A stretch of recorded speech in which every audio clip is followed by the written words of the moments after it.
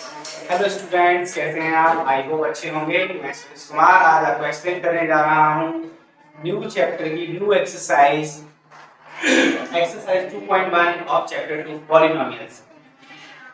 Here the first question is which of the following expressions are polynomials in one variable and which are not? State your reason.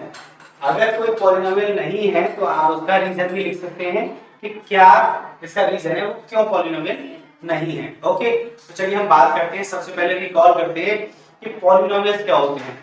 हमने explain किया था कि polynomial वो होते हैं variable की जो पावर है वो पॉजिटिव इंटीजर होनी चाहिए। For example x² + 2x + 3 in which degree of the polynomial variable की जो पावर है वो इसके 2 है, इसके 1 है। For example 4x² - 3x + 7 4x² - 3x + 7 here degree is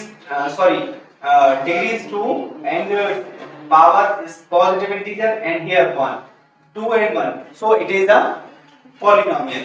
चलिए हम इनके बारे में बात करते हैं कि ये पॉलिनोमियल हैं वन वेरिएबल में या नहीं है। देखिए ये 4x² - 3x + 7 यहाँ एक ही टाइप का वेरिएबल है x, y नहीं है, z नहीं है x के साथ। So it is a polynomial in one variable. Answer है हमारा इसका it is the polynomial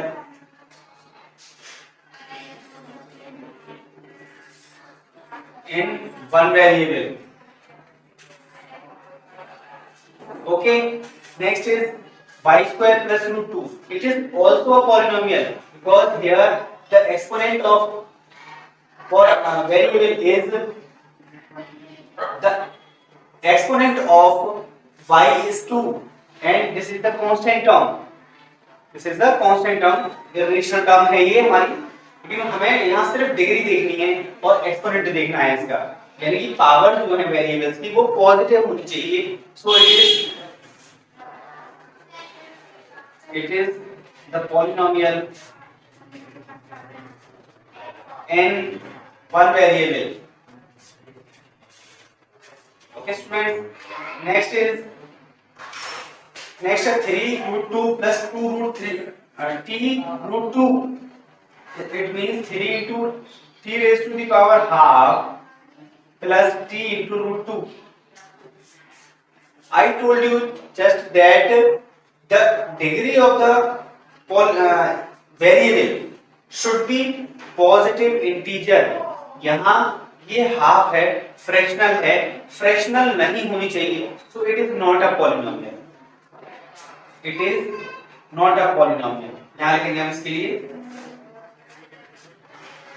it is not the polynomial। क्यों नहीं है nominal? because exponent is rational। Because जो t की पावर है वो रेशनल है, कंप्लीट नंबर नहीं है, यानी कि पॉजिटिव इंटीजर नहीं है। हियर y + 2/y आपने एक्सपोनेंट में पढ़ा है, जिसकी कोई पावर नहीं होती उसकी 1 पावर होती है, और डिनोमिनेटर से न्यूमरेटर में और न्यूमरेटर से डिनोमिनेटर में अगर हम किसी डिजिट को, किसी वेरिएबल को ट्रांसफर करते हैं तो उसकी जो डिग्री है, उसकी जो पावर है, एक्सपोनेंट है, वो साइन चेंज कर देती है। जैसे y raised 1 + 2 into y raised -1, जो कि exponent of y is -1, so it is not a polynomial। okay, next is polynomial। आप इसे लिख सकते हैं t raised 50 plus x raised 10 plus y raised 3। Exponent को घटते हुए बढ़ते हुए क्रम में लिखते हैं, लेकिन यहाँ पे वेरिएबल सेम नहीं है, अलग अलग हैं। here three variables are here.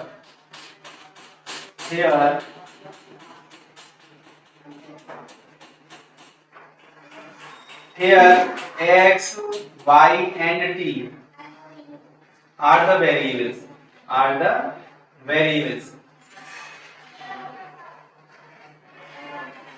With positive exponents.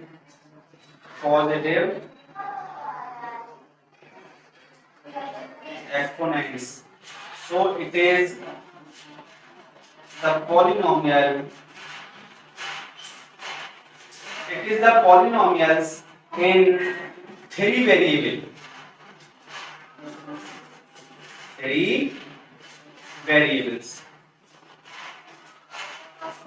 Okay students, तो हमारा फर्स्ट क्वेश्चन फिनिश होता है. हम नेक्स्ट क्वेश्चन पर चलते हैं, सेकंड क्वेश्चन पर. तो सेकंड क्वेश्चन है हमारा सेकंड क्वेश्चन है. It is the second question. Right the coefficient of x square.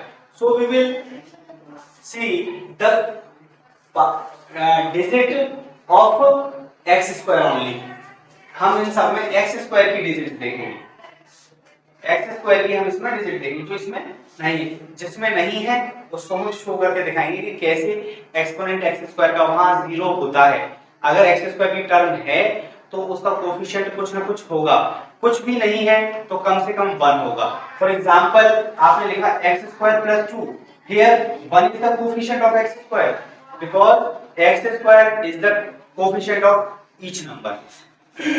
चलिए, पहला क्वेश्चन है हमारा.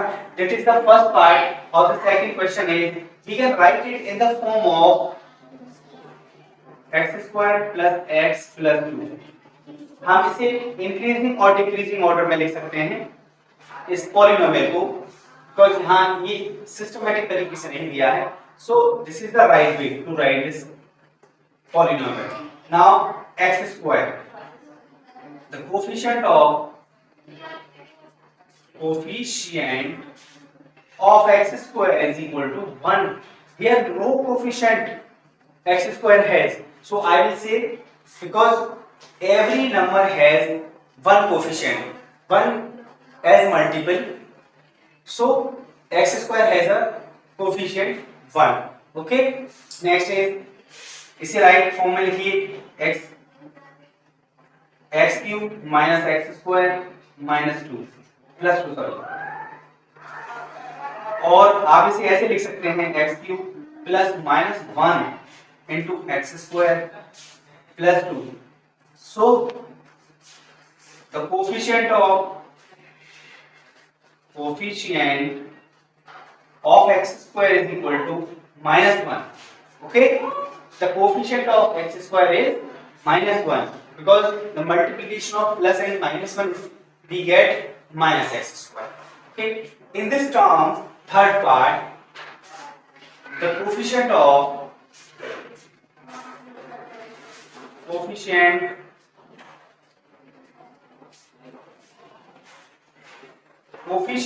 x square is equal to pi upon 2.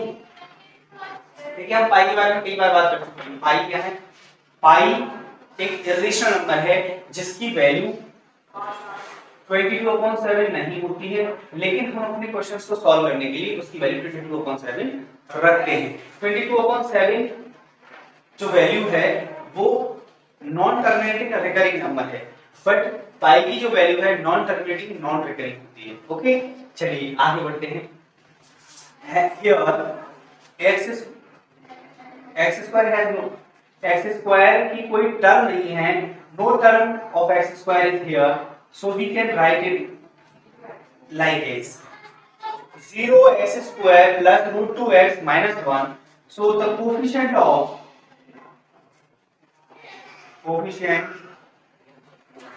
x square is equal to 0. Okay students, अब हम आपसे मिलते हैं अपने नेक्स्ट क्वेश्चन के साथ अपनी नेक्स्ट वीडियो में. आप लोगों को मेरा टीचिंग मेथड कैसा लगा तो प्लीज मुझे कमेंट में लिखकर बताएं. और जिन लोगों ने अभी तक मेरा चैनल सब्सक्राइब नहीं किया है तो प्लीज मेरा चैनल सब्सक्राइब करें और मुझे ज्यादा से ज्यादा वॉच करने के लिए लाइक शेयर कमेंट करें. Thank you. Have a good day guys.